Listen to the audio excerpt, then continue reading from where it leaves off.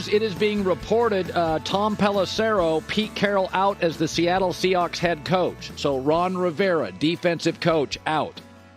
Mike Vrabel, defensive coach, out. Pete Carroll, defensive coach, out. Brandon Staley, defensive coach, out. Bill Belichick, defensive legend, probably out. We've been talking about this. I think Pete's a really good coach. Great energy, great detail. Why is the offensive line under Pete for a decade there been an issue? These defensive coaches, they have drafted that O-line very well. Secondly, the defense wasn't good. It got bad. And so, they've got personnel. Seattle does not have a lot of holes. Good corners, good weapons, good tackles, excellent running backs. I think they underachieved. Sean McVay, in a rebuilding year, beat him twice. Seattle has a better roster than the Rams. Absolutely. They only have Aaron Donald and a bunch of kids. Ernest Jones, pretty good. So I think you start looking at it, and again, I think Pete's got great energy. There are reports, Ian Rappaport says, don't be shocked if he stays in the organization upstairs. They're saying Dan Quinn would be considered to be a head coach. But again, Dan Quinn is a defensive coach. His only success in the NFL was based on Kyle Shanahan being his coordinator. Before him and after him, he wasn't elite. He was kind of sputtering around. So I tend to think Ben Johnson is one of the better candidates. Jim Harbaugh, offensive-leaning guys. But I've been on this for 3 years now. Somebody's listening. Rivera, Belichick, Pete, Vrabel, Staley. Now, that doesn't mean, and Tomlin gets a lot of heat in Pittsburgh, that doesn't mean if a defensive coach has a star quarterback, Josh Allen, Lamar Jackson, you can't win a Super Bowl. That's not it. But one of the things I've struggled with, Pete's insistence that Geno Smith was good enough. Shanahan moved off Garoppolo, McVay moved off Goff, and they got to Super Bowls. Geno's not going to sniff a Super Bowl. Defensive coaches, we said before the season, is Ron Rivera going to stay with Sam Howell? What? My contention is defensive coaches, their mindset is you win with a run game, defense, and very few mistakes. And my takeaway is Josh Allen had 3 turnovers against Miami. They won. That is old line thinking. Matt Stafford throws picks. Josh Allen throws picks. Mahomes makes mistakes. You got to score. The league has changed. The world's changed. I think Pete's a really good coach. I think he's a coaching legend. He's a Jimmy Johnson, 2 Super Bowls. Pete's you get Hall of Fame votes. He's a very, very good coach. But I do think the world is changing, and defensive coaches do not do as well sensing the urgency at quarterback, developing quarterbacks, improving O-lines. What Sean McVay has done with the Rams O-line is nothing short of remarkable by simply drafting a guard. The Rams upgraded guards. That offensive line's top 10 in the league according to PFF. Top 10, top 11. Seattle's is 30th. And they've drafted elite tackles. So I think defensive coaches, sometimes you're in a business and the business gets real techie or it gets real young or it gets real unique and you're not ready for it. And nobody's saying that. I think Vrabel's a great coach. I think Pete's a great coach. I think Belichick's a legend. But the culture has changed. You have to get O-line play. You have to get quarterback play. Now, Pete's not tone deaf to it. I think Belichick is. I don't think Vrabel's tone deaf to offense. I just don't think he has any feel for it. I don't think Pete's tone deaf to offense. I don't think he has a great feel for it. The Seahawks have made it official. They're moving on from Pete Carroll. Again, I think he gets Hall of Fame votes.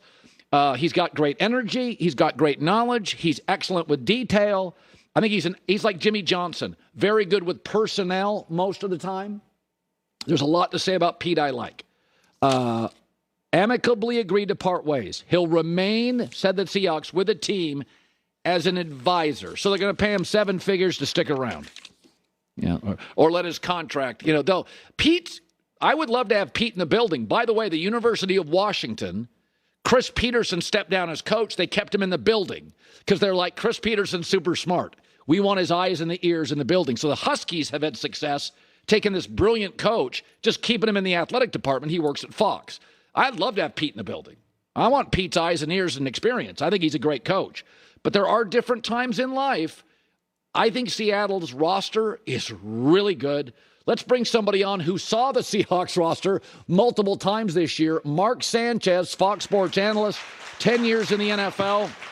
I mean, God, you've had Chip Kelly, Sark, Lane Kiffin, Jason Garrett, Pete Carroll. You've had a lot of offensive guys. I said this before. Sometimes an industry change. Disaster on the air. It was called the quarterback face bracket, where I picked the playoff games only on who had the better quarterback. First year, it was awful. And in the last couple years, it has been marginally redeemable. But as the NFL has become more quarterback dependent and more offensive coach driven, I have a feeling this year my initially embarrassing quarterback face bracket may hit pay dirt. So I will pick the playoff games, the winners, based solely on who I believe today is the best quarterback. So we start in the AFC. Joe Flacco and C.J. Stroud. Now, Flacco was a great story, but he hasn't been great this year. He's their fourth quarterback, and he has limited mistakes, passer rating low 90, but C.J. Stroud is the better quarterback this morning, this afternoon. So I'll take C.J. Stroud, AFC wildcard round, in my quarterback face bracket. Tua, Patrick Mahomes, don't need to waste a lot of time here. I think Tua is much more of a game manager. I think Patrick Mahomes is a game elevator. I will take Kansas City and Mahomes in my quarterback face bracket. Again, Josh Allen at home against Mason Rudolph. Feels pretty obvious to me it's Josh Allen. In the NFC, it's a little dicey. Jalen Hurts against Baker Mayfield. Now, Baker was a number one pick. Jalen Hurts, a second-round pick. But I do think the athletic ability and decision-making of Jalen Hurts.